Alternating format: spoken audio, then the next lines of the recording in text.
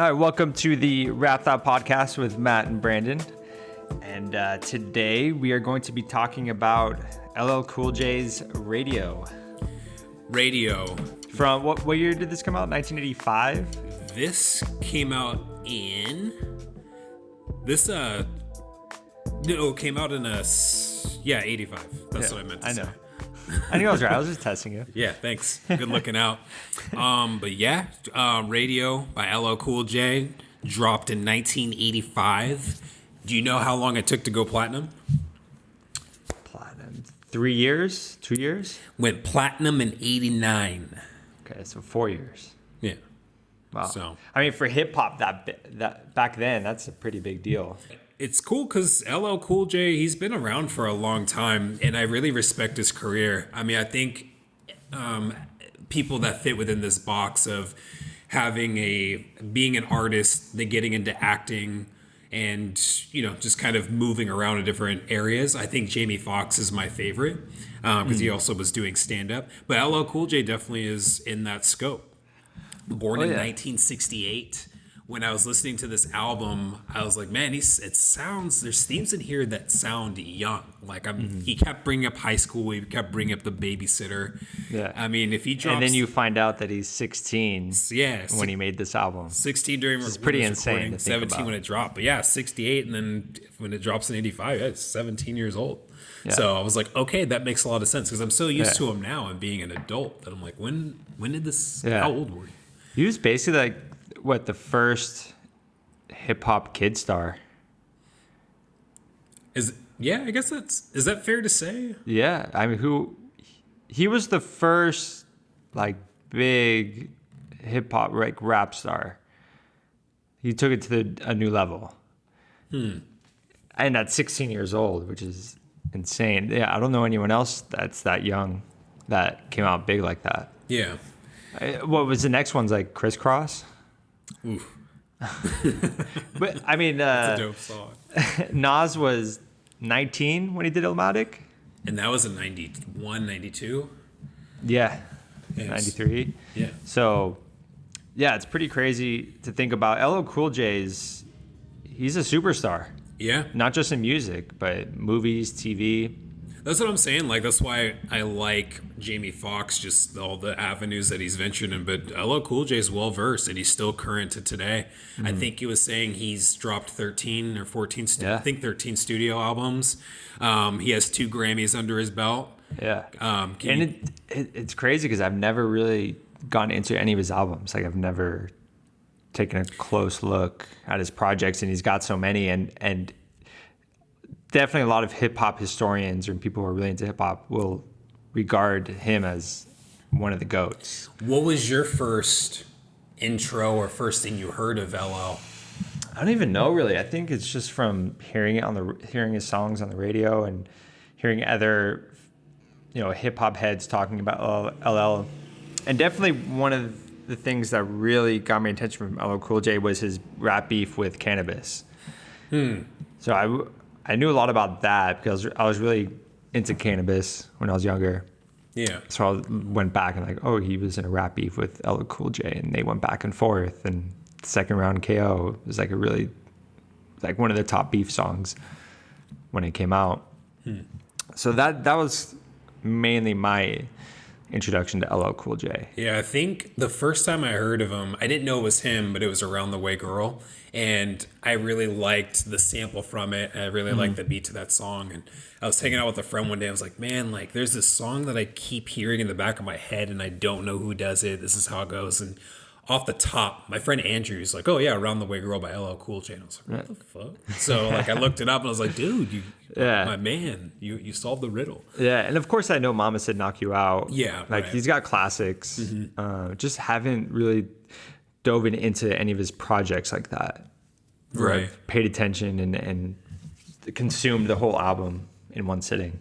But here we are. We've done it now. Yeah, and obviously, I know we've said this before, but this is one of the things that we love about this podcast is it gives us that opportunity to go back and listen to these older albums and really give them a fair shot and really pay attention to the music. Right. Yeah, it's Another thing about this album is that when you're listening to the tracks, they're so simple. Rick Rubin and DJ Jazzy J, Yep. not Jazzy Jeff. He's working with Will Smith. But they were the primary producers of this album, along with Cut Creator. Did a lot of work on. Did a lot of cuts on here. Yeah, he did the cuts. Yeah. Yeah, so this is Def Jam's first major length album that they released. And Def Jam was created by Rick Rubin and Russell Simmons. And so this was their coming out party. This was their introduction to the hip hop world. It was through LL Cool J, a 16-year-old. Right. Imagine banking your whole record label on a 16-year-old kid. I know, that's a trip. Imagine that today. Finding a 16-year-old kid and be like, okay, we're going to start a record and we're going to push you and you're going to sell 500,000 copies in the first 6 months. It's funny you say that because, I feel like it would be easier now with internet and everything because, that's how Justin Bieber was discovered by Usher on YouTube. But to think of that in the 80s when... Hip-hop's not even that big of a thing yet. Right, and it's just taken off. So, that's a hard one. But yeah, we've mentioned Rick Rubin, I think, on one of our previous podcasts. We talked about him for a split second. Yeah. With Eminem. He did a lot of work with Right. him. And Rick Rubin starting out, everything he touched was gold. Like, it turned to fire. This album was one of the trifecta of albums that helped put Rick Rubin on the map, along with Run DMC and Beastie Boys, because he did a lot of And they all have a similar sound. They all have that rock, hip-hop mix. It's almost like a hybrid type sound that you could almost coin as a Rick Rubin type sound, which is really interesting that caught on, that it was such a big sound. And I think it helped because rock and hair metal and all that stuff was very big in the 80s. So all right, how do we get the white audience to pay attention to hip hop? Let's add some guitar riffs. Right. And you know what I mean? And all of a sudden they're going to pay attention. So it's a genius move on his part to incorporate a lot of rock elements. Right. The songs are so basic. Like, They are. there's even some, Stripped. there were times where I thought I heard a song before. I think maybe it was the second track, and then I hear the fifth track. I'm like, oh, this sounds so similar. But it's that drum, the kicks, and a lot of the stuff they use over. Yeah, I feel that his drum patterns were pretty limited at that time. He didn't have a lot of drum patterns and drum sounds. Right. It was all pretty much taken from the same drum kit. Yeah, I want to say they didn't really mix it up a lot. In each song, you could probably count out between 4 or 5 different different things happening at once. Yeah. But in a very, that even sounds like too much. I think it's between 3 and 4. Yeah. But I could totally see that. At the same time, simplicity is usually the way to go. Right. Keep it simple, stupid. LL's supplying the rhymes. Very straightforward, very simple rhymes, simple beat. And it makes sense. It worked. Yeah. Lyric wise, there's not a lot of, we talk a lot about content in our podcast, and there's not a lot of deep anything going on here. There's a couple, maybe some stories, but a lot of, around this time, like we covered in Return to the Boom Bap, it's a lot of, giving props to your DJ, talking about how great you are, how, whack MCs and everything like that. So you get a lot of this, but I don't know. That said, do we hop in? Are we going in on this thing? Yeah, let's get straight into it. Let's jump. The album that we're doing, Radio by LL Cool J. The first track is Can't Live Without My Radio. This is I saw that this is the first single for this album, and he's just hip hopping. I put down. He's just kind of hip hopping, having a good time, slinging rhymes. As Matt, you were saying earlier, it's a lot of simple stuff. It's kind of cool. I like his flow. It's consistent. It keeps you engaged. Yeah, it's a very fun flow. And his voice is very, what's the word? It's an interesting voice, but it grabs your attention. It's fun. He changes the tone of his voice a little bit. When he says the chorus, I can't live without my radio, he puts a lot of emphasis behind it. Right. And it's almost like a little bit of like a growl. So he knows how to change the inflections to get your attention at certain points. Yeah. Yeah, and he's just he's saying he loves hip hop culture. He loves his radio. He loves walking around with his radio and blasting music. And I definitely got that old kind of hip hop feel of just someone walking through like downtown Queens where he's from. Just like a boombox in one hand and just people on the corner like with their cardboard box. It just kind of almost like the stereotypical hip hop, guy from the 70s and 80s. Yeah, that's kind of the picture it painted for me. With a tracksuit and chains. Yeah. That's definitely what I got out of that. And one thing that I made note of for pretty much most of these songs is he's going in for 4 or 5 verses on every song with no hook. Yeah, no hook. He's just going in. Yeah. I forget which song. I'll probably remember when we cover it, but there were 6 verses. So some of them, even though they're 4 or 5 minutes long, it's a very short chorus with a longer verse. So, but multiple verses. Mm-hmm. So, but it was different, and I have to say because we've definitely reached. I mean, throughout the 90s and early 2000s, you kind of have this standard of, you open up, there's a bridge, there's your first, maybe a chorus, there's your first verse, and it alternates from verse to chorus until it ends, a couple bridges here and there. But he is, doing this thing where very short chorus and a bunch of verses. Tupac kind of is similar where he does like a very, I don't know, I almost feel like with Tupac, he does a thing where his choruses are like a break and then he comes back in, just like takes you away for a second, brings you back. And I think from what I read, Rick Rubin said in the interview that they didn't really have any structure or anything. They just went in and recorded the songs. You could definitely tell that LL is young. He's not making radio songs. He's not making formulaic songs. He's just going in and rapping. Like he's a young kid just having fun.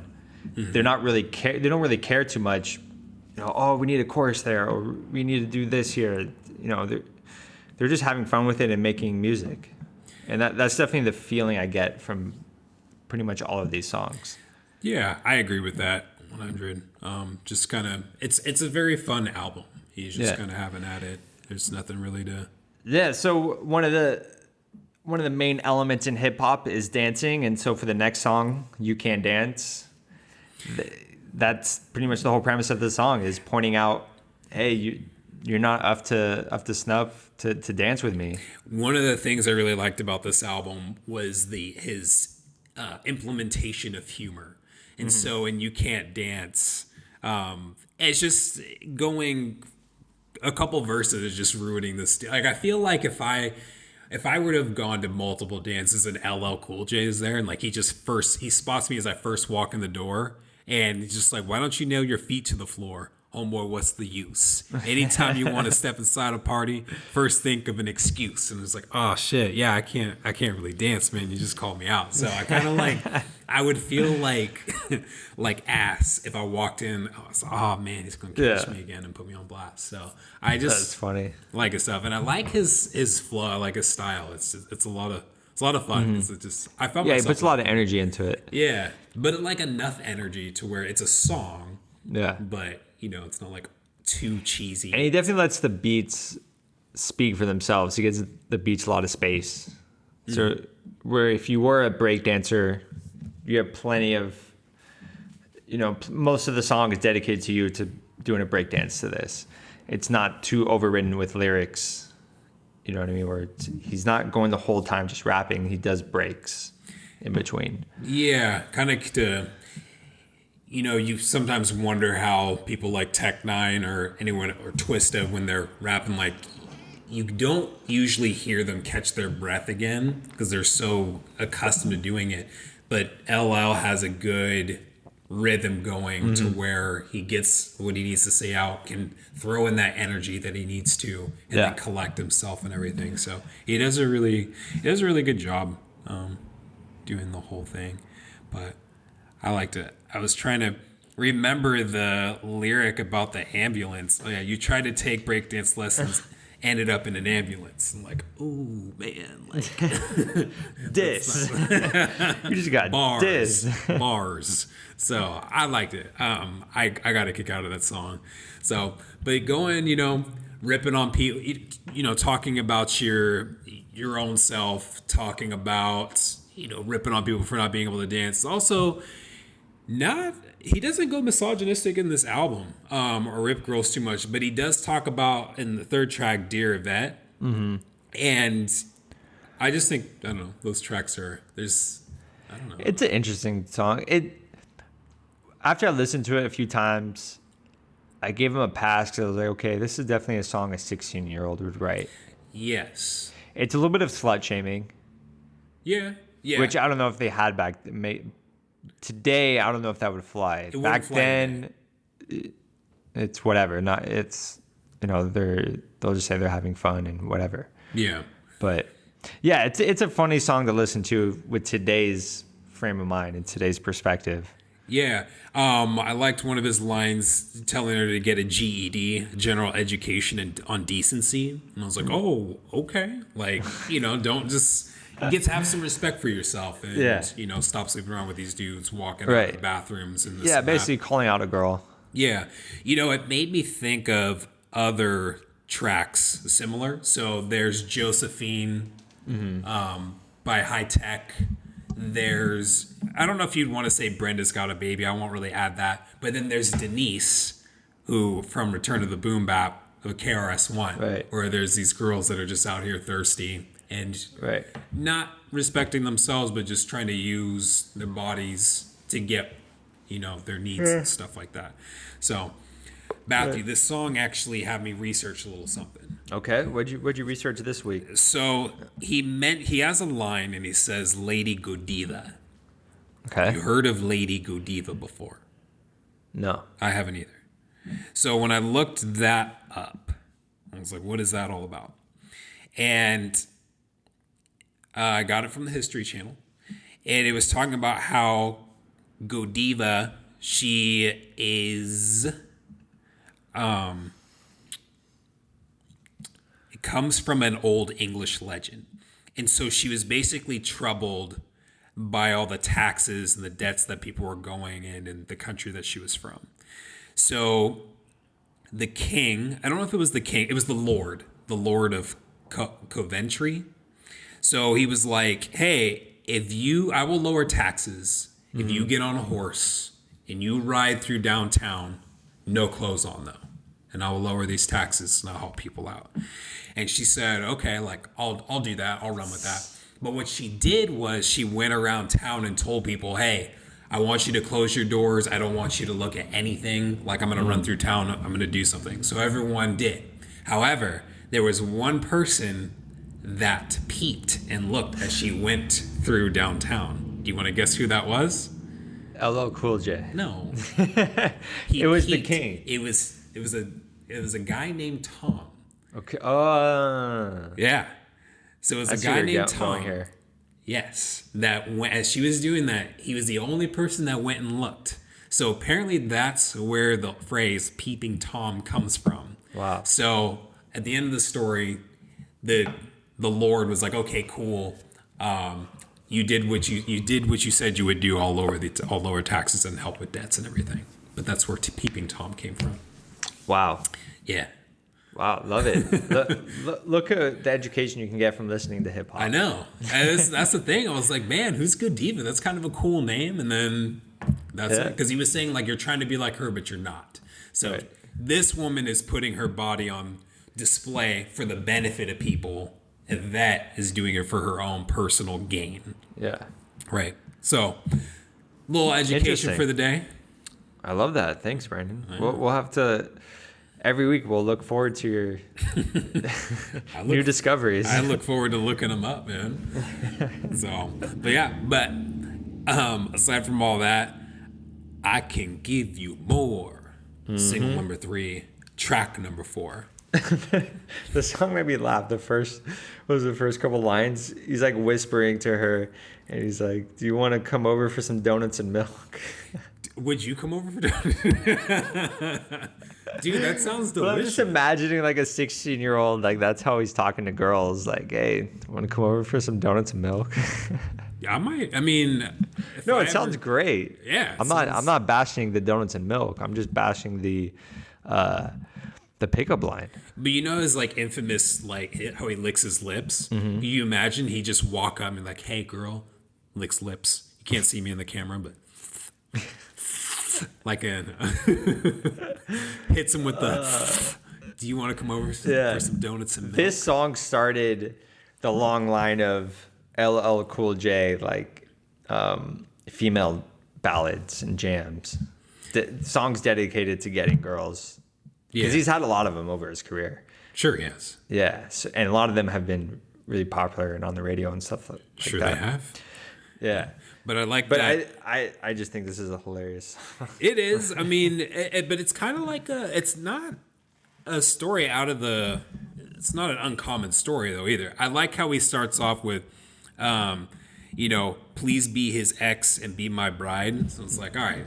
But like you said, 17-year-old, these are the things that they're going to rap, they're going to talk about. Yeah. They think they know love, but they don't.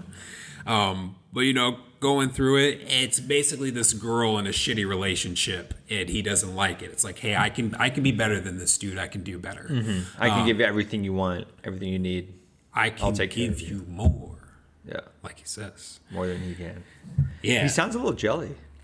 Oh yeah, he's super jelly. Like he's I'm assuming from the vibes that I get that, dude's treating her like shit and he's like, dude, like I'm over here. I can do way better. Right. So, but at some point they break up. And it sounds kind of creepy just because he's like, I see you. I thought of like him below a balcony looking into her room and seeing how butthurt she is and be like, man, I could be so good for you right now if you just knew I existed. So I kind of got like bordering on toxic. It's bordering on it. I don't know if it's all the way there, but it's getting there. But at some point it works. So if we're ever back on the market, we should definitely creep on women and watch them, and then they will eventually come to us, according to and LL profess to them constantly on social media that we can give them more. Yeah, because they love that. They love that. But eventually, like, she does notice him and starts giving him the time of day. And I think they were dating for 3 months. But unfortunately, to spoil the song, she gets back together with dude. He wakes up at 3 in the afternoon. He's like, I don't know where she is, but I'm going to look fresh. I'm going to get ready. Yeah. And then he just happens to see her holding hands with dude. And they got back together. So, he's just hoping that someday that her eyes will open and she'll get back with him. So kind of I don't know. I remember seeing that in high school, I guess. You like someone, it's like, damn, like he's a dick. Why are you with him? I could give you more. Oh yeah, it's a very common theme, especially throughout high school. Yeah, it happens a lot because both the boys and girls, their brains aren't fully developed yet. They're not emotionally intelligent yet. So yeah, the girls are gonna fall for certain guys that are good at talking, and they can tell the girl what she wants to hear. Matt, do you know the age the brain finishes developing? 25? Correct. Yeah. 24, I think 23, 25. Yeah, I'm not as uneducated as you think. I never said you weren't. I was asking a question. It is dangerous to assume certain things, Matthew. Right. And where'd you get the word dangerous from? Oh, the next track. Got it from the next track. Dangerous. He's dangerous. The ode to the DJ. Not Michael Jackson. Oh, that's bad. But he has an album called Dangerous. I know, but like later. Michael Jackson says, I'm bad. So I was gonna say he's not Michael Jackson bad, but we're talking about Dangerous anyways. Props to the DJ, cut creator. Mm-hmm. They're bad. They're dangerous. He went in for a long time backing up his DJ. Yeah. What, 4 verses? I like that. I mean, at first he was doing himself, and then the third verse, I think. Yeah. He started going in about his DJ. Yeah. And that's cool because, back then it's like you're kind of the face. The DJ doesn't get a whole lot of cred. Well, back then hip hop started with the DJ. The DJ was the most important figure in hip hop. They are, but back then the DJs were the ones getting the notoriety and getting the recognition. Mm-hmm. And then right around this time, the mid 80s, late 80s is when it started switching to the MC. Yeah, because I was gonna say I was reading a thing about how LL, he's talking about a lot of his friends and the people, they didn't come with him because they didn't believe him that he was going to be this way. Yeah. That he was going to get hot and blow up. So, I mean, with that said, I think it's kind of cool that, I made it, but giving props to everyone around in this sense is DJ. Spreading some love and everything, making sure he gets some spotlight. So, that's cool. Untitled was the track that followed that. And it was just kind of an exchange with Shabazz. El Shabazz, yeah. El Shabazz. I didn't look too much into El Shabazz. I'm not really sure who El Shabazz is. I'm pretty sure it's just a friend of LL Cool J's or a fellow rapper that he's coming up with. Yeah. So it was kind of a fun exchange. Like you can kind of tell they had like a good rhythm. They have their timing. They just feeding off of each other, and they kept the energy. Yeah, they're just kicking it, having fun, spitting rhymes, going back and forth. It's very reminiscent of being in a cypher. Yeah. Back in the day, where you're just with a group of people and you're all just rhyming together. Yeah. And going back and forth. A famous line from this is we're gonna rock this motherfucker 3 the hard way. That's actually been sampled by a lot of artists. The Beastie Boys actually have a song called 3 the Hard Way, and they got it from this. It's pretty influential, and I was reading about it too, and it was pretty interesting that little interlude had such an impact. Yeah. I'm trying to think. You're right. Like, I hear that lyric all the time. Yeah. But I don't recall where I hear it from. I'm pretty sure it's been sampled by quite a few rappers over the years. Yeah. And then Rock the Bells. There was something about this song sounded very familiar, and I couldn't quite put my finger on it. So I was going to look into that a little bit. But this was the last single that came off of this album. I'm surprised it wasn't his first or second. Right. Yeah, it's a great song. For me, this is a legendary hip hop song, and it does have that signature rock riff sound that Rick Rubin came up with. But this song set up, the next albums from Run DMC and Beastie Boys. This song is the start of that lineage. Oh, okay. Yeah, but it's a great song. I love the song, and so many. Rock the Bells became a very signature term to hip hop.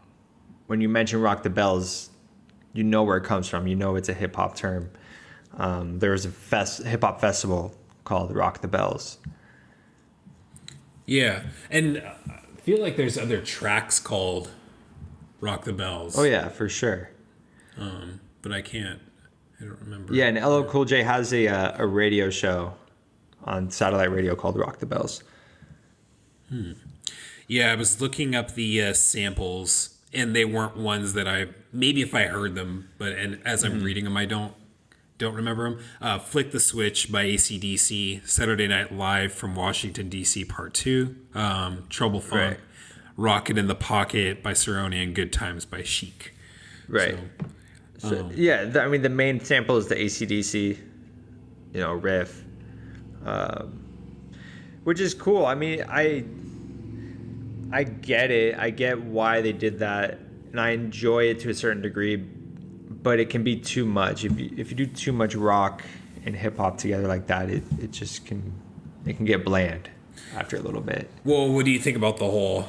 I mean, maybe I should ask you when we're at the end of the tracks, but what do you think about the whole album? Do you think it was too much, or do you think it was appropriate for its time? I think it was appropriate for its time, and I don't think the rock elements were used as much on this album as it was used later on the Run DMC and the Beastie Boys album. Mm-hmm.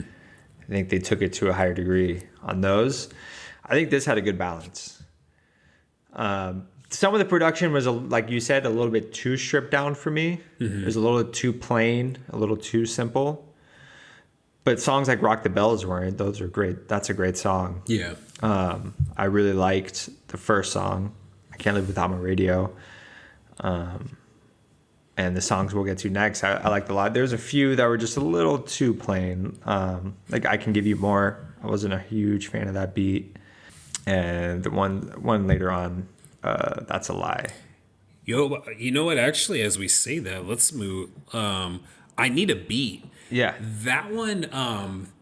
There's this one and another track where there's just the whole thing sounds really good. When I was first listening to the album and I heard, was it You Can't Dance?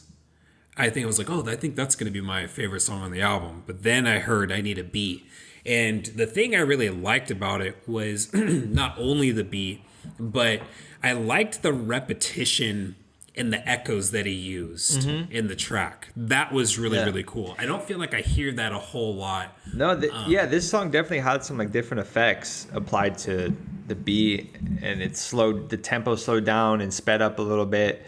So I think Rick Rubin was just experimenting with different effects that he could put onto the sounds. I wish there was a little bit more of that throughout the album. But I was thinking about what you were saying about, sometimes the beats got bland. But it's funny you say that, because you're right, the beats did get bland, and as I said earlier, some of them sounded so similar to other ones that I thought it was being recycled or slightly remixed. But I think with the energy that he brings, and especially as we're getting into these later songs, the content that he talks about, quote unquote, or the humor that he uses, it kind of takes some songs. He does it's used in a way where it takes you away from the beat. So with not Rock the Bells, I Need a Beat, I liked all the effects that were being used in that song. So I like the beat. I'm already liking his energy that he's producing in his songs, and I loved the repetition, the echoes, and it wasn't overused either. It was like if he has 8 bars in a verse, it was like for 2 of them that he was doing, that he repeated, 4 different words in 2 bars. And I thought that was really cool. It kept me engaged. I was like, oh yeah. And I think the song is one of the longer ones. It is, yeah. I wrote down that he had 5 verses. He does keep you engaged. I think that's what makes LL looked at as such a great rapper, is because he can keep you engaged for such a long time. He doesn't get too stale or repetitive. He's got a lot of rhymes. Yeah. And actually, with that said, that takes me back to You Can't Dance, because I think that's another long song. But the humor that he's using and the way that he engages us and captivates us, I was like, okay, I want to hear another verse. I like what you said in this last one. That made me laugh. Keep going. Going. But when it was over, I wasn't like, damn, I wish he gave me one more verse. I was like, that was a good ending. It ended on a good note. Right. So I like that. And speaking of humor, That's a Lie. That's a Lie. It was a cool beat. And it was funny. It was a funny song. It was funny. It was pretty funny to have Russell on there, just speaking back and forth with LL. That was Russell in the back? Yeah. And it's funny that that Russell, LL was calling out Russell for oh, you're gonna get a chain, you're gonna get money and cars. He's like, and LL was like, no, that's a lie. Yeah. Calling out his own record label executive. Yeah. But yeah, that's the whole track was cool. I'm trying to remember some lyrics that I really liked. The one about Shakespeare. I'm sick and tired of the stories that you always tell. Shakespeare couldn't tell a story that well. I don't even know what Shakespeare's saying half the time. So I like that. There was this one. There's the one about the bodybuilder and how you say your dad beat was it Lewis? I don't remember. But but he threw the fight, that's a lie. Yeah. So. He's got some really funny lines, like giant jabberjaw, biggest liar I ever saw. You said you got a mansion, you don't got half a floor. Professor of super lies, you can lecture at my school. He's just he's definitely got some great comedic elements to him. Yes. And I really like you speak of limousines, you can't afford a cab. It's damn. Damn. Calling him out, man. Ripley's wouldn't even believe that. Yeah. Just you promised your girl filet mignon, you took her to White Castle. Yeah. That's cold. That's That's cool. But yeah, man, real quick though, I need a beat. I think that's probably my favorite beat on the album. I wanted to make sure I said that because I skipped it. But anyways, yeah, but That's a Lie. That was super. It was funny. I liked it. You'll Rock. You'll Rock. Kind of threw me off because You'll Rock. Yeah, because I've never. I mean, yeah, that's that. I think that expression is just it. It is as old as me, but Right. I've never heard it used, so it just kind of threw me off a little bit. But just in there, kind of talking how you hear. Oh, this is the second single on the album, and there were a total of 4, so that was all of them we mentioned. But just talking about his greatness. You'll rock when you hear him. You'll vibe with him. You'll kick it. Yeah. And I mean, in that little dialogue we just had, we are kind of rocking with him. Like we are rocking. Yeah, he's talking to shit. It's more braggadocio raps and letting everyone know what he's capable of and that he can rock the party, and he'll, using his lyrics, he's gonna take out all the sucker crews and be the king of the hill, basically. Yeah. So I like it. I mean, I think he does it. He has a good mix of. I want to say there's maybe 4 tracks where he's talking himself up, and the other ones are all just different things. And I like that mix. I think that's a cool mix. This album definitely has a good mix of different song content. Yeah. Even if it's not deep or anything, but it does have a mix. Like when we did Danger Mouse and Gemini, that part did get kind of old because every single track was him talking of himself, and then there was like small handful of stuff. Right. It's good, but like I kind of want to hear. I've heard you talk about yourself. Like what else you got? Right. So I really like the beat in You'll Rock. I really like the drums in it. The rock riffs are pretty cool. It was a cool song. So yeah, I Need a Beat was one of the more complex songs. Had a little more elements to them. I also really liked, like I said, You'll Rock, You Can't Dance, and I Can't Live Without My Radio. Those are probably my top beats on the album. Oh yeah? Yeah. If I were to pick 3, I would choose I Need a Beat. You Can't Dance would probably be like my last one. I'm not going to pick an order. Yeah. And then maybe That's a Lie. Or maybe I Want You. I don't remember. Okay. So one of those. Yeah, that's cool. Yeah. And then what about the last song? I Want You. Yeah, I Want You. So this one is the one that last track, when I was listening, I was like, all right, how old was LL when this album released? That's what made me question it. Because the first verse, he's talking about his babysitter. And now, like, you're supposed to be watching my sister, but she's gone or something like that. And so I was like, dude, like, what? So, and then that's when I was like, oh, okay, you were 16 when you were recording this. Dude, okay. All these high school references, all these things, like it all made sense. Inviting girls over for milk and donuts. Dude, we could do that at 31. There's nothing wrong with that. Yo, I am not going to Krispy Kreme and bringing it over and be like, yo, girl, you want to come over for some Krispy Kreme and oat milk? Yo, if you're in LA and you have Voodoo Donuts by Universal, is that something? Would you pick that up instead? For a date? Mm-hmm. If she really wanted, and I knew she really liked him, sure. I don't know if LL is talking about Voodoo Donuts here. He's talking about your run of the mill Wendell's, around the block. We were just talking about how he's 16. What else is he gonna do? What is he gonna do? I don't know. Go get some flowers or something. Oh my god, man! Go pick some daffodils. If he can afford donuts, he can afford some ice cream or flowers or something like that. I think I'd be down with donuts over flowers, but really? But you're also a male, and I don't really care for flowers. But it's a nice gesture. But I mean, why not eat something good? Well, he's only saying donuts because it's already there. He didn't have to do anything. His parents already had the donuts. You just go out in someone's yard and pick flowers. You don't have to do anything there either.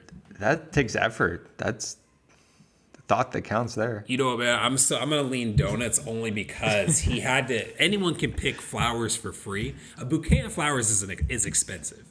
Other than that, you're going into someone else's yard and you're picking some stuff. Gonna get yelled at.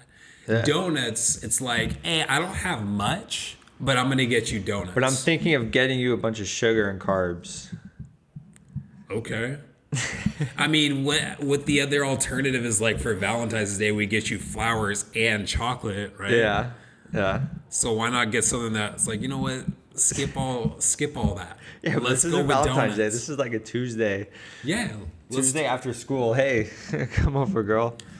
Okay. I got what you need. So yeah, professing his love or his need to get to know this girl and get involved with her. This is another theme to come for LL later in his career. He does lots of songs for the ladies. What do you think about the R&B route? I think it's genius. Super smart in terms of increasing your audience, increasing your fan base. Because if you make songs for girls, you're automatically doubling your fan base easily. It's much harder to double your fan base going the opposite direction of being super hardcore, aggressive. It's gonna be much harder to build your fan base that way. So if he's looking at, I want to sell as many records as I can sell. You're doing songs for the girls. You have to. Yeah, look at R. Kelly. Yeah. Well, even just another hip hop artist that does that. From that time period, like I feel like a lot of them wanted to reach, the female audience, and so you got to have songs for them. Yeah, and I have to throw this into. I do want to add in. I want you to one of the top beats from the album.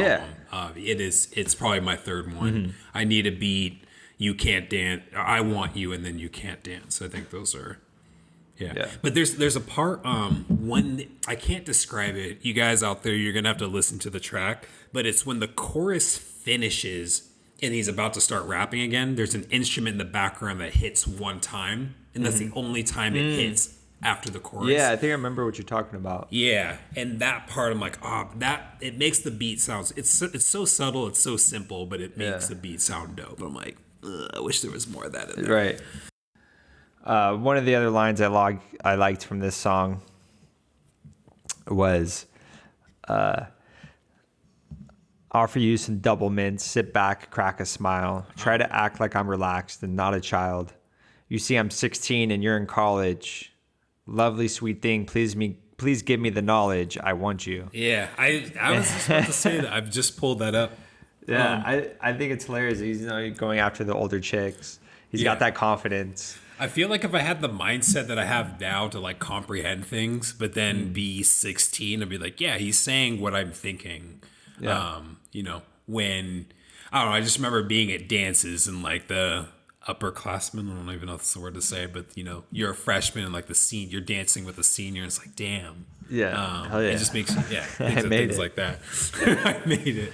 Well, it's kind of weird, though, because then it's like when real life hits you, 31, it's like, okay, I'm 31. They're probably like 33 or 34. Mm-hmm. And it's just the gap really shrinks as you get older. Oh, yeah, absolutely. Yeah, it's interesting how that works out. So, yeah, that's the whole album. It's not too... I mean, it's a pretty long album in terms of the length of the songs, but not in terms of how many tracks there are. Yeah. It ran 46 minutes, 59 seconds. It's basically 10 songs. There's one interlude. So it's 10 full-length songs. Yeah.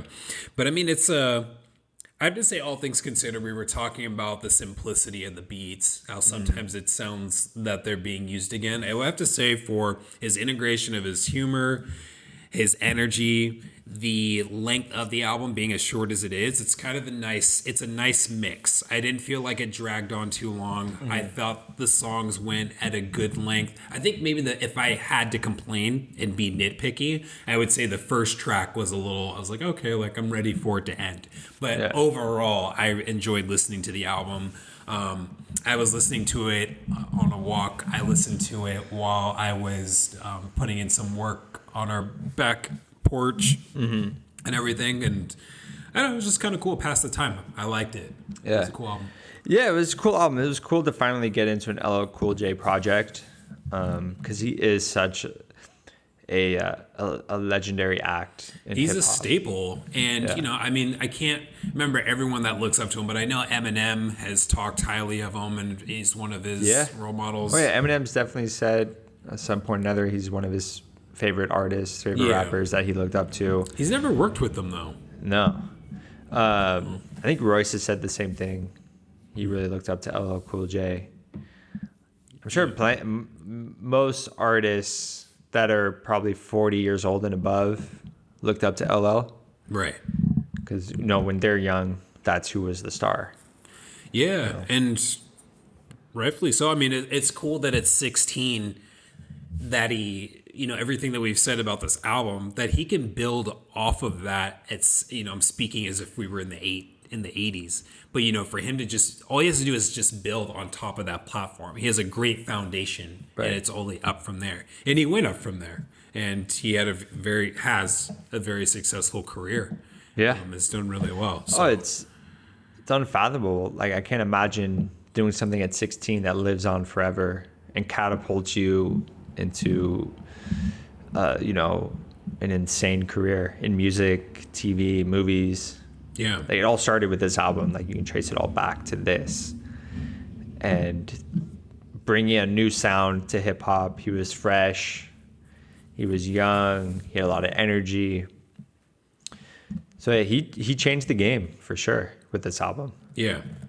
Yeah, he did really well. How much of this are you listening to? Are you sharing it with others? How did you listen to this album, actually? I mostly listen to it in headphones because obviously I'm not driving as much. So, and that's mainly how I listen to music, is driving. So yeah, chilling with my headphones on doing work, like doing stuff on the computer. I'd have this album on while I do that. And it was a fun listen. I was entertained. The sound definitely feels dated. You definitely know it's from the 80s. Right. As opposed to 5 years later, you're getting artists like A Tribe Called Quest, where it's so sample heavy from like soul music that it doesn't sound as dated. Because if you put on A Tribe Called Quest's first album, People's Instinctive Travels, it doesn't sound like it came from 1989. It sounds a little bit more relevant, and it could keep up with today's sound. I feel like, just because of the samples that they're using. They're using 70s soul samples, and those last a long time. As opposed to this album, Rick Rubin used a lot of rock riffs, and they sound very from the 80s, and it sounds very dated. That's how I felt. How did you feel about the sound of it? Did it immediately be like, oh yeah, this came out in the 80s, there's no way it could come out at any other time? That's a good question. I mean, this definitely has 80s painted all over it. I don't think you could release this album now. Like, I'm thinking of if some rapper wanted to bring a certain sound back and how well it would be received. This, from the mumble rappers and how they're vibing to beats and whatnot, this would not fit. And then I think of what album. It wasn't Revival. It was Revival, and it was the one after that. But I think Kamikaze? Not Kamikaze. The one before that, Marshall Mathers LP2? Yeah, maybe it was Marshall Mathers LP2 and for sure Revival. But those ones were Rick Rubin heavy, and It was Marshall Mathers LP2. yeah, it was. Thank you. Marshall Mathers LP2 was fine, but Revival it was too rock. And so what I was going to ask you is, what are your thoughts on Rick Rubin's influence, given that, you know, Run DMC, LL Cool J, Beastie Boys, and Beastie Boys put him but he's on been the map. involved with Kanye West, Right? He's been involved with, you know, some of the top artists in hip hop. Jay-Z, he's done songs with Jay-Z. He did I Got 99 Problems. Yeah, but So I mean, so when I guess He's had his mark. So you're asking what do I think about Rick Rubin? I guess like when he has, I mean, I get what your point. Well, my point though is that you throughout 90%, if not more, of Revival, it's like this is not Dr. Dre, this is Rick Rubin. Mm-hmm. You hear LL Cool J's albums like this is Rick Rubin. 99 Problems was on the Black album. You listen to that album, you don't hear Rick Rubin's influence. No. Like it's there in that track, as you're saying. With Kanye West, what track were you saying he did? I'm not exactly sure. I know he's helped. I mean, it was probably Yeezus. He helped out with that album. Ooh, that doesn't help my cause. But anyways, but like those albums, like there's like a taste. You can say that there's a taste of Rubin, but the ones that I feel, if you're going to go into my head, that I feel are heavily influenced by Rick Rubin. Yeah. If I'm going to answer my own question, I don't really like for LL Cool J's album. I think it was good for its time. But as you were saying earlier, I don't think that if you put too much rock into a hip hop album, mm-hmm. I'm not really interested in it. I haven't listened to "I'm Not a Human Being" by Lil Wayne. I know it's really rock heavy. Tech Nine does a lot of rock heavy stuff. Mm-hmm. It just doesn't call my attention. But sometimes mm-hmm. it's done right. It has been done right. It has been done right. More often than not, it hasn't, but it has been done right. For me, probably most people aren't going to know about this, but POS from Minnesota has probably done the best rock and hip hop mix out of any artist. But he also came up in the punk scene. He was in a punk band. So it was his own production, and he combined punk and hip hop. Mm-hmm. And he does it in a great way. And it's not cheesy. It's not like Rick Rubin style where it's just a guitar riff over some 808 drums. Mm-hmm. You know, it's a little bit more involved than that. But back to what you were saying about Rick Rubin. My first hip hop album that as a kid that I purchased or got was Licensed to Ill by the Beastie Boys. Imagine that. And that's what got me into hip hop. And I love that album. I memorized every song. As I got older and I started diving more deep into hip hop and Beastie Boys, I understood why Beastie Boys went away from Rick Rubin after that album. That sound was not going to last forever. No. And that sound died pretty quickly after Beastie Boys. Rick Rubin didn't really use that sound after that. It went away. I feel like that sound works really well for Beastie Boys given the population that it has. Right, but it wasn't them. That wasn't the Beastie Boys sound. That was Rick Rubin's sound. Mm-hmm. So, and they didn't like it. Yeah, well, no, that's what I'm saying, though, is like, I feel like the people that really like Beastie Boys like it for that sound in particular. But that's only one album. They have 10 plus albums. True.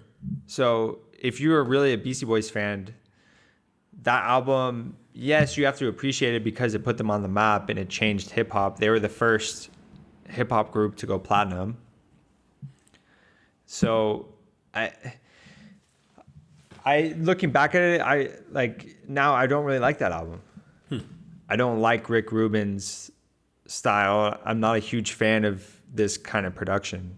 Like, I agree with you that it works well on this album on radio, and I appreciate what this album did for hip hop, and I appreciate what Rick Rubin's sound did for hip hop. It definitely introduced hip hop to a wider range of audiences, especially white people, because he incorporated Aerosmith with Run DMC, mm-hmm. and that changed everything. Yeah, that changed the whole landscape. And one of the songs on the list is Beastie Boys' Paul's Boutique, which is their second album in 1989. Completely opposite direction of Rick Rubin's sound. Mm-hmm. All heavy. It was probably the most sample-heavy album put out at that time. It might still be the most sample-heavy album. And it's all 70s and 80s samples. And it was produced by the Dust Brothers, who haven't done much since then. But they created a completely unique sound that still sounds good today. It doesn't sound dated. You could listen to it today and be like, wow, did this come out today? if you were able to use that many samples without getting sued. You could put out that album today. License to Ill, you can't put that out today with that sound. It just won't work. So in that sense, I'm not a huge fan of Rick Rubin. I understand what he's done with artists, and I understand like he's had an incredible success with so many artists and so many genres. He's not just in hip hop, he's in rock. He's produced for Red Hot Chili Peppers. Yeah, he's worked with countless people. Yeah. Yeah, I'm not a huge fan of his sound. And especially with Eminem, it didn't work. I think Rick Rubin's resume will lead to artists wanting to work with him, but it doesn't necessarily mean it's going to work. So Eminem working with him may have sounded good on paper. Like, hey, that's a great idea. You put Rick Rubin's touch on it, like you're going to sell a shit ton of records. Yeah. You know? But yeah, I'm not a fan. Like the more I grow and understand and mature with music, I really don't like License to Ill from Beastie Boys, and they don't like it either. They later in their careers, they completely disowned that album. They hated it. It was a lot of misogyny and talking about rhyming, talking about stealing and doing illegal things, doing drugs, drinking, and they went completely the other direction and they became Buddhists. Interesting. Yeah, so I liked those Beastie Boys later on in their careers. Well, Paul's Boutique and on. That's the Beastie Boys I connect with. And now I really can't stand listening to License to Ill. All right. I'm curious how LL feels about this album. Yeah, I mean, he should only feel great about it because it launched his career and it was a landmark album in not even just hip hop, just music in general. Because it was the first album with this sound that started this whole trend. Yeah. But I guess. Yeah, sorry to go off like that. No, it was all good stuff. Like I picked up a couple of things out of that. So I don't know, but I mean, overall, are you gonna keep bumping this? Are you gonna add any songs to playlists or anything like that? You know what? I think that's kind of what I think we were talking about that after Blues album of like. I think that's the route I would go, is that I would pick songs from this to add to a playlist. I don't necessarily need to hear this one all the way through again. It didn't do that much for me. But I enjoyed it, and it's cool to, capture what got LL going. It's cool to have it's like, as I said before, like you see this movie and it's like, oh, that was a good movie. I don't need to watch it again anytime soon. Like Arrival. Arrival's a great movie, but I'm not going to watch it. That's very true. I'm not going to watch it more than twice a year. I think I saw it with you. Yeah, we saw that in theaters. It was a really good movie, but it's like I'm not seeing it more than twice. Right. So, but I would say that, same with LL with this album. There was 3 really solid tracks. I'd love to hear these over and over again. Yeah, it was a fun album. I enjoyed listening to it. It's cool to hear LL rhyme. It's cool to know that he was 16 when he did it and appreciate that. I don't think I'm revisiting this anytime soon. I don't know if I'm going to add any songs of this to a playlist just because it would sound so outdated and not fit with anything else. I think it's more of the mood that I would add things. Like if I had a dance party at the house or something and someone was just pulling off some weak moves, like, all right, man, I'm playing this LL real quick. If I have a friend that's just like we don't really experience that much being the age that we are, but like back when friends were like, oh yeah, like I drove a Maserati last weekend, it was cool. It's like, no, you didn't. So, or something like that, where I'd be like, okay, I'm putting on You Lied. Yeah. I'm throwing that on real quick. So there's things that I'm playing for a friend, and when that mood happens, right? I can see that. But other than that, yeah, I'm good. I enjoyed the listen. Yeah, and it's interesting because I think it's gonna be cool when we do other '80s albums, and then we can compare how the sound stands up today compared to this album. Yeah, because this is the first '80s album that we've done for the podcast. Yeah, Return to the Boom Bap was '90s. Yeah, it was pretty fresh into the 90s. And but Tupac's was 91, 92, yeah. But even with that said, the change that happened, we said this was 86? 85. 85, that's what I said. From 85 to 91, that's 6 year span. That's crazy. Oh, yeah, hip hop changed. They call that the golden era of hip hop. I saw that. Because once Big Daddy Kane, Rakim, Boogie Down Productions, those type of artists, Tribe Called Quest, once you start bringing in those artists, they just change the game. Yeah. One of the albums we'll be doing, Straight Outta Compton, that came out in 88, the year we were born. And so even that 3 years completely different sound. Completely different sound. And you have the intro of gangster rap. Yeah. Gangster rap. And just that 360. Because I was looking, we'll talk about that when we get to the podcast. Never mind. But, it's a huge jump between these next 5 years of hip hop. It's super interesting. It's cool to go back and really dig into the sounds and the albums that were coming out in the 80s and then go through comparing them to 5-10 years later, the type of albums that are coming out then. It's cool to see.